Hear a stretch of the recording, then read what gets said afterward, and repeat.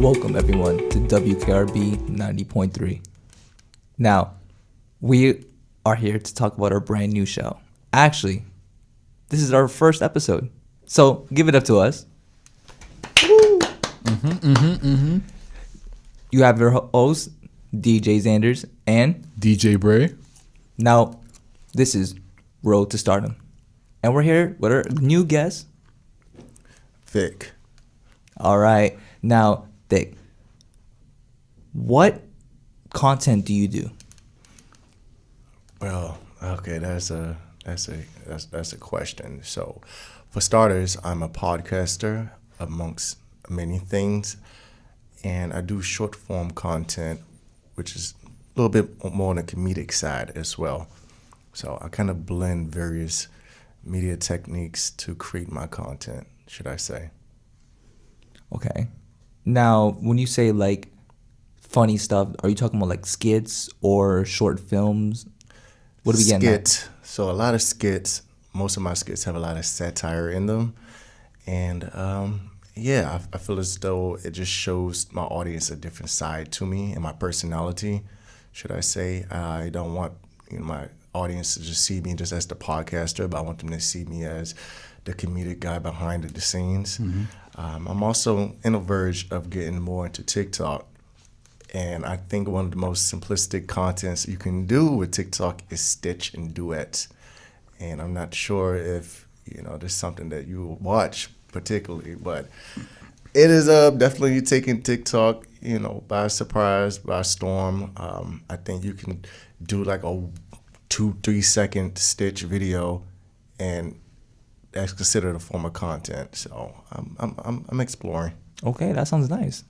Now, DJ Brey, do you got any questions for our guest? All right, so you say you do like comedic content, stuff like that. I could relate because I also do skits on like Instagram and stuff here and there. I want to ask you, so that's your main flow, you said, and you don't want to be known as just a podcast person, but you started off podcasting, correct? I started off as a songwriter, singer-songwriter. Okay. Hidden layer. Yeah, honestly, I did not like cameras. I refused to be in front of cameras. But when I did initiate podcasting, I started audio. Mm-hmm. So yes, and I started the audio format in podcasting, and which led me to the video format.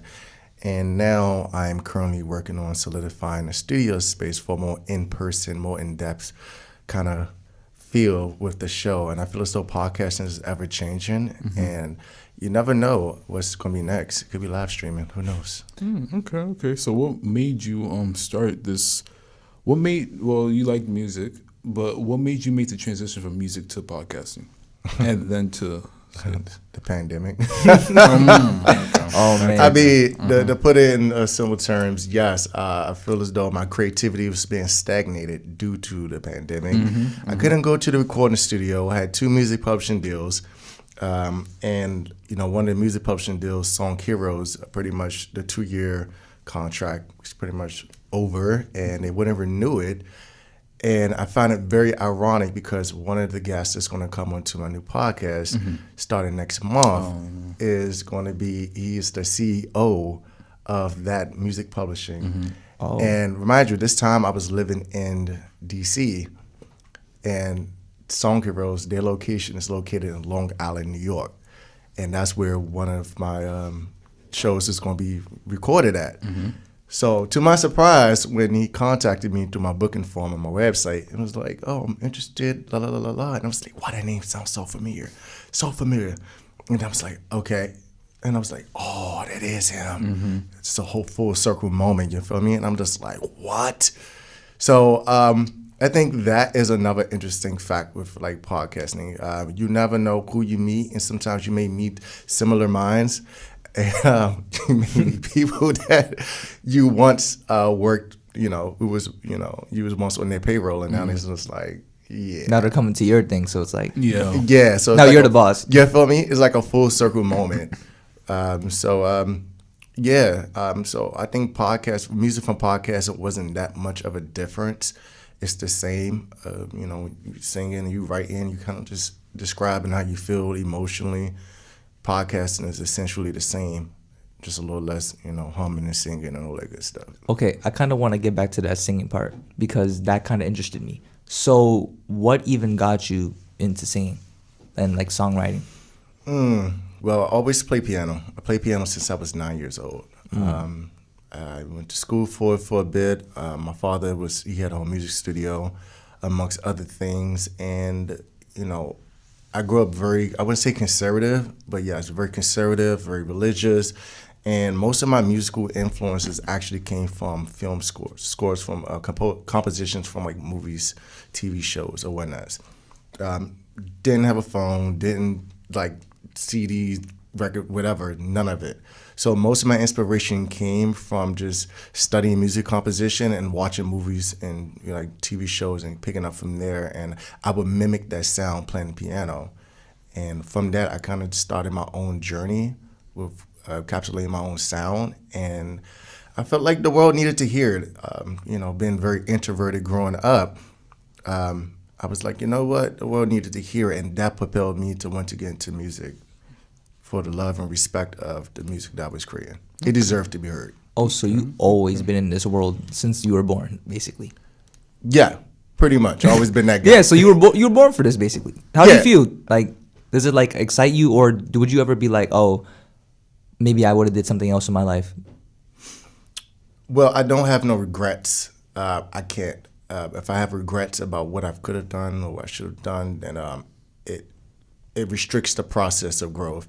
And as artists, creators, such as ourselves, we rely heavily on the growth. If we don't, then we're repeating the same material, the same thing. I mean, come on now. So right. It just got to that point where, like I'm constantly growing, I'm constantly changing. Even on the podcast, I interview guests who artists, I interview composers, directors. Now I'm about to interview my recent CEO of my music publishing. So it's a full circle moment. I feel as though each artistic medium kind of bleeds off each other, if that makes a little sense. Yeah.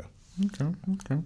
Now, question: so I know you do the podcasting now, more like it's more prominent now than your music. But do you still actively do music, or is it as frequent as you used to, or do you find podcasting to be more enjoyable now than doing music? God, okay, let's get into it. Podcasting is so time consuming, but in a good way. In a good way, especially when you're starting off. So you have to do the recording.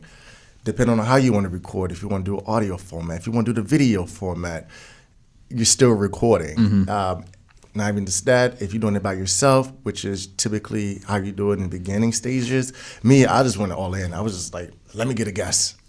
Let's talk about some things. Then, finding the guest. And then, of course, you also want to edit. I do have moments when certain podcast episodes have been a little bit more explicit than others, if you catch my gist with that. So it got to the point where, if you want to single out certain sponsorships and brand deals, you have to regulate your brand.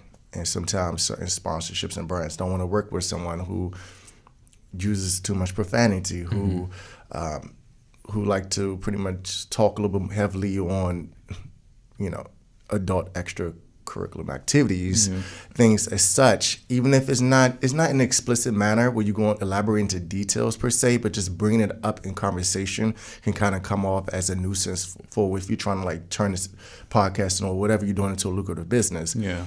So there's a lot to go into, and not to mention the editing process. We creators, we know how time consuming that can be. So much time, and then because there's so much time, sometimes you're like, you know what, I'll save this for later. And then when you save it for later, you don't save it for later because you think of a new idea every single time, and now you want to get that idea out first. And you see the idea, sometimes you like it, sometimes you don't. I experienced that with short films, so it was like, it's fun recording all the time. It's fun recording.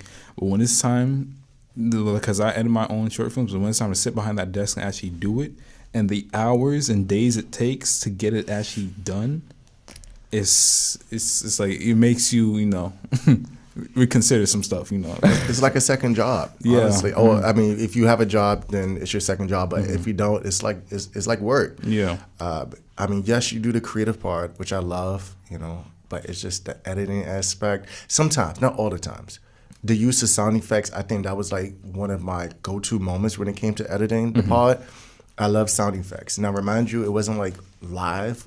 So where if you like podcasting or you just in a radio station, like you can just throw They have like a sound soundboard. They effects just in soundboard, yeah, and press and immediately stuff. do it there. But when you're podcasting, there's something that tends to happen on the back end. Not every podcast, but some podcasters tend to do that on the back end. And like edit it. Yeah, in the editing process. And sometimes I may have guests that be like, hey, they may call me and be like, I did not like what I say. You can just kind of like edit it out. Or they would be under the assumption that I have a whole editing team. Like, you think you could tell your editing team to do this, X, Y, and Z? I'm just like, oh, God, I got to do this. But I respect my guys. But yeah, it's those little slight nuisances that makes it great and also develop you as a creator as well. Yeah, because this is a really collaborative like work. Everyone in media, like regardless, like even if you don't want to, you have to work with people. Because if you want to get somewhere else, you have to work with someone else, basically, to get to that place. Yeah. Yeah. Collaboration is very crucial, especially podcasts.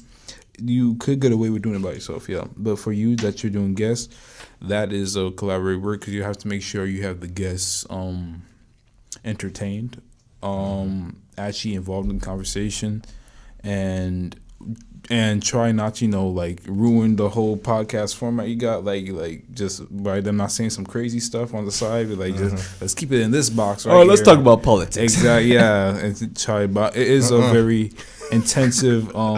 It has a lot of components to it that people sometimes don't realize or undermine. Right. Like it doesn't matter what kind of form of media. It has a lot of components to it regardless. So it's like, yeah. But I want to ask you too, what would be some advice for someone starting off, let's say for podcasting, since you are that's like your main push for right now, baby. Yeah. So what is your main advice for someone who's starting off podcasting? And like, what would you say? What are some tips or tricks, or what is some motivation you could give to them and be like, yo, try this, or you should do that? Well, the first thing, the number one tip. It's okay. I almost combined tip and trick. So, yeah. What would that even sound like? Like, trip? You said trip and Tip trick? and trip? Tip and trip. I'm about to say trick. Yeah, trick. But anyways, the number one trick and tip that I would give to everyone who's starting off with podcasting is to start. Honestly, that's the best tip right there. Yeah. And the trick is start again. Every time you start, you learn something new about yourself. You learn your sound. You learn your delivery. I mean, you can also practice on your own accord, but it's nothing like being in that present moment. Because I feel as though when you just present with your guests or even present by yourself, and you just hit that record button and everything just flows freely. Even if you may stutter, you may mess up, so what? You learn from it. And, of course, audio equipment. Okay, let's keep it on it. Nobody's listening to your podcast if you're recording off your phone in the bathroom. And you know what I'm saying? Like in the flip phone, like, you have all the acoustics happening in the background. Audio matters. Audio definitely matters. I believe getting your audio straight firsthand foremost is the key point. Because the video could be terrible. But most podcast people are listening to the content. And so I think that would be ideal. And also know yourself. You can know yourself. Know that, okay, well, if I want to talk about, for instance, general interest. A little inside joke there. I want to speak about general interest. Know what interesting topics that not only, the general population speak about, but topics that get your blood boiling, And it's funny, one of my favorite movies called Talk to Me, featuring Don Cheadle, and pretty much it's the story behind P.D. Green, he was a radio personality, rest in peace, was a radio personality in D.C., my home city, 202. And you know, and it was inspirational because one of the program director there, he was telling him, so the operations manager was to tell PD, he just say that one of the main components is to if you say something, back it up. To know your guests, and the last thing he said, like pretty much never like doubt me. But you know, but that's a little irrelevant. But as long as you you know your guests, if you say something, back it up, you know. And I think those are true key components. You know, if you're gonna speak on something, like in my case, general interest, then you need to back it up. Mm-hmm. All right, I have actually a question for you. So, let's say 10 years or so. What are you doing? Are we still doing podcasting, or are we moving on to something else? 10 years. We in the future now. Well, for one, I'm hoping that I'm in my flying car. I'm hoping that phones become more electric, or say light based, because I'm tired of carrying a block in my pocket. Right. But as far as that, I tend not to think about that, but honestly, because I love to be present, and I'm just a spontaneous guy. However, I will love for the podcast to eventually adapt to a syndicated show, because most of my content is a little bit on the explicit side due to the conversations that I have and the eccentric guests I bring on the show. I'm thinking more late night, like Arsenio Hall type of vibe.